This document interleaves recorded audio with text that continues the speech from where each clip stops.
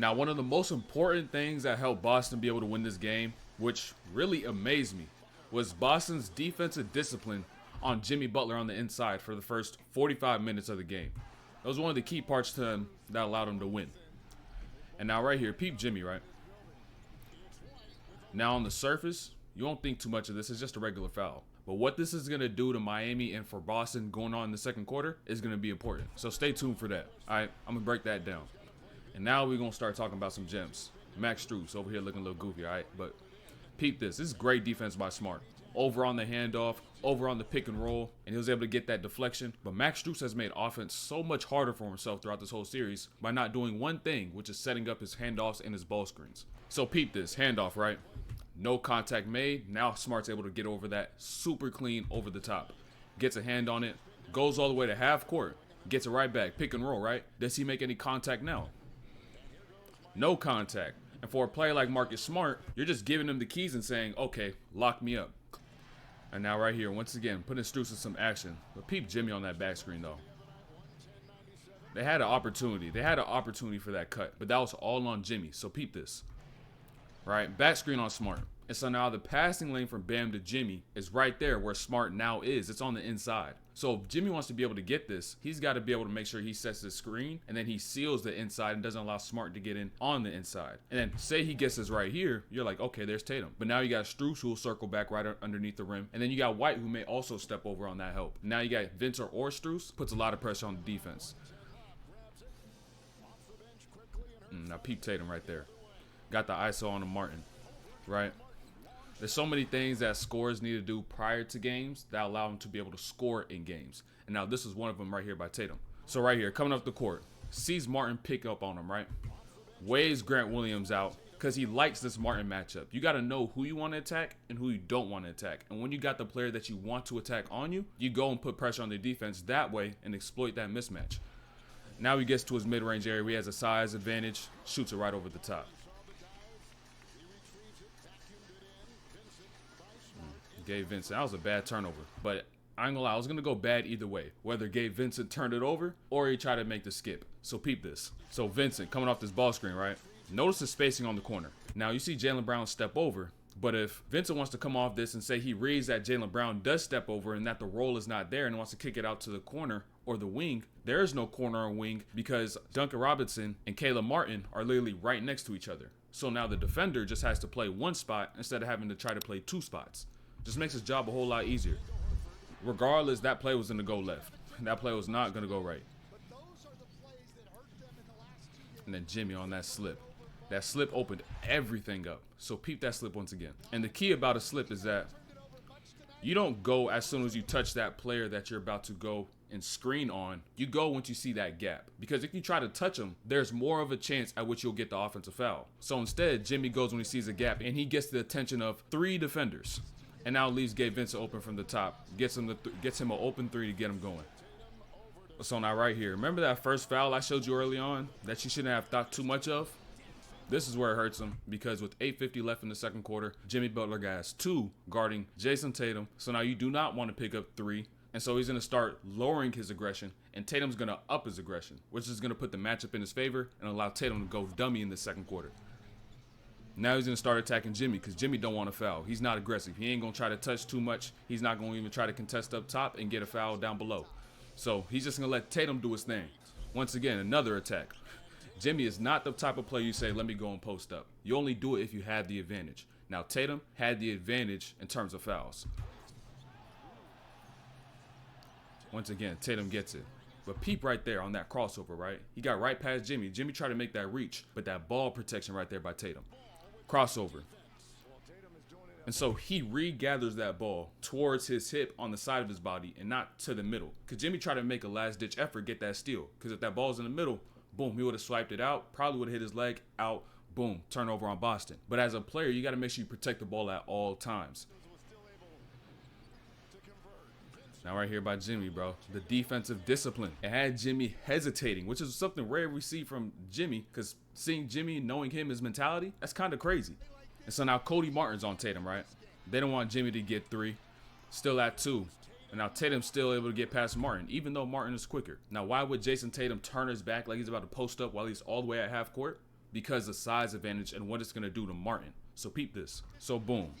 Tatum turns his back right here. This forces Martin now to prepare himself for taking on contact instead of moving his feet and staying in front. He's going to be playing more so on his heels. And now Tatum's using this only as more of momentum to be able to get downhill into his move. And so now he slows down Martin, takes away his speed advantage and his ability to get underneath him, gets downhill for that floater. And then boom, right there by Bam. Bam was struggling too. Jimmy was struggling a lot early. Bam was struggling a lot early. And not even just early, the whole game for Bam. But peep this. Anytime you're going to try to catch something in the mid-range, right? It's not like the three, where you can just catch it right in front of your body and then just pull it straight up. Because the deeper down you get, the closer defenders are going to be, because the less room that you have to operate. So defenders are going to be closer. And now since they're closer, they're more in reaching range. So now, as soon as, say, Horford steps over on this drop, he's in reaching range to swipe this ball away if you keep that ball on your midline. But if you catch this ball and you make sure you put it protected, whether it's on your right side or your left side, now you're going to be able to get up into that shot without having to worry about getting that ball stripped. And now Boston got a lot of good offense, literally just by attacking the mismatch. Strus on the Tatum, over help, made the easy pass, Marcus Smart knocked down the shots. They had a lot of great offense on that. And you may wonder, how come they didn't do that in the fourth and why they get so passive? The Heat made a big adjustment, and I'm going to talk about that a little later. Stay tuned. Now, boom, Jaylen Brown. He was hooping a little bit. And that was filthy right there. This is how you know a dribble pull-up is good, right? Look, so not even before the pull-up, peep the pace. The pace is the whole thing that set everything up, because it threw off Vincent as he was recovering. So, boom, he changed his pace. Gabe Vincent isn't even able to stop himself and be able to go up and contest, because Jaylen Brown stopped so quick on a dime and got into a shot. That's how you know a shot is good, when they can't even contest the dribble pull-up. Now, once again, bro, the defensive discipline. It was there for 45 minutes of the game, which amazed me. But then the last three, that's a different story. That's a different story. Now, once again, not just Robert Williams, right? It was everybody, which is really the crazy part about it. Usually it's just like, okay, one person's just contesting and being able to get these stops, but it was everybody staying disciplined. From Robert Williams, Al Horford, Grant Williams, Jaylen Brown, all these guys are all disciplined for the first 45 minutes. Then Duncan Robinson, right? I know y'all, there's a lot of slack on Duncan Robinson, but understand, shooters, with every make, there's going to be more misses. Just how the percentages are. The best shooters are maybe 45%. So regardless if a player is hitting shots, they can't hit every single one. If you want to play the odds, they're probably going to miss the next one. So you got to live with that. But why do those misses happen? I'm going to break that down and why he missed a couple of those other ones later on. So stay tuned for that too. And it was crazy though. Duncan Robinson as your main source of offense in the fourth quarter of a game 6 where you may blow a 3-0 lead.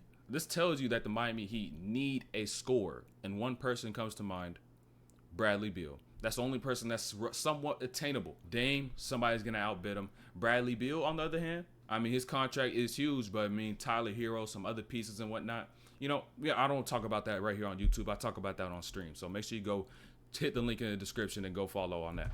We gotta have the whole conversation a different day. Now it's still going to Duncan Robinson, right? And then the verticality and the discipline. Everything is clean for the first 45 minutes. For the first 45, and then watch what Jimmy about to do in the last 3. And watch how Boston begins to fold. Right? But peep that right there. Jimmy Butler on that screen though, right? On screens, on the ball, or off the ball, as soon as you clear it, your job is not done. After you clear the screen and you get past it, you now have to get back in front of your player between them and the rim. Jimmy Butler right here cleared the screen, and now he's just stayed on the top side of Tatum, and now he got that back door.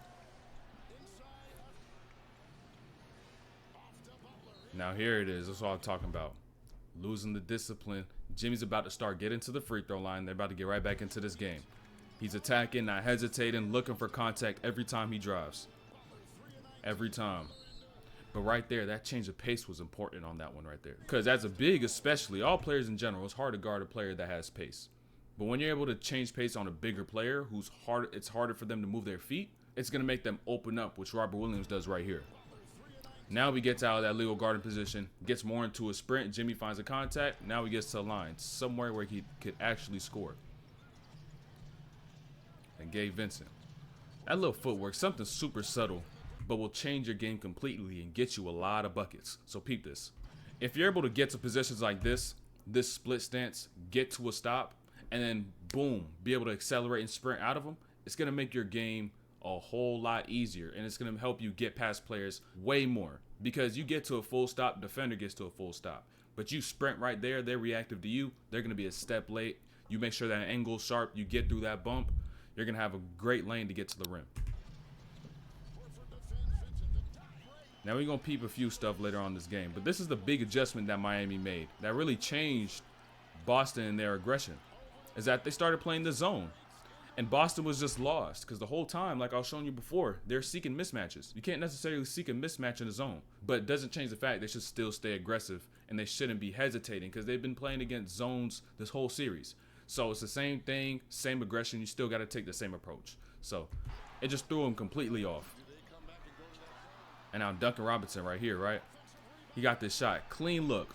He took that dribble.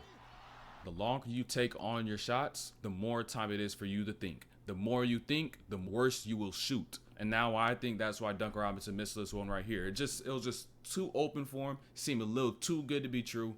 Caught it, took that extra dribble, let it go, and he's seen as soon as he released it how he ended up with this form. It was just off from how he shoots his regular jumper. So anytime you get a shot that's just wide open, just get it, shoot it quick. Don't think about it.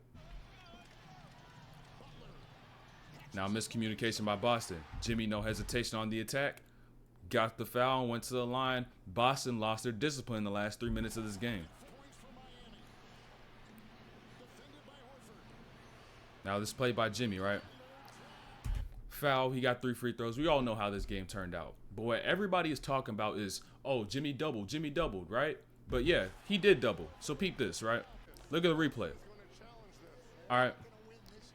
Clearly, he did double, right? But let's go back and let's take a look at where the referees are. Tell me where the refs are. One ref is right here, watching this right side. There's another ref down here, watching everything that's going down more towards his paint. And so tell me how this ref supposed to see Jimmy Butler double when he literally can't see through him? He probably can't even see the ball at this point. It's going so quick. So how is he supposed to catch that double? That ref down there was looking at something completely different. He couldn't see that either. They all have their own jobs to do on the court. Now they missed the double. Yes, they did. But how are the refs supposed to see it? Exactly. So that's the end of this video. Make sure you subscribe, like, turn on notifications. We drop videos every other day. We live stream as well. So make sure you go hit those links in the descriptions. Go follow. And we out of here.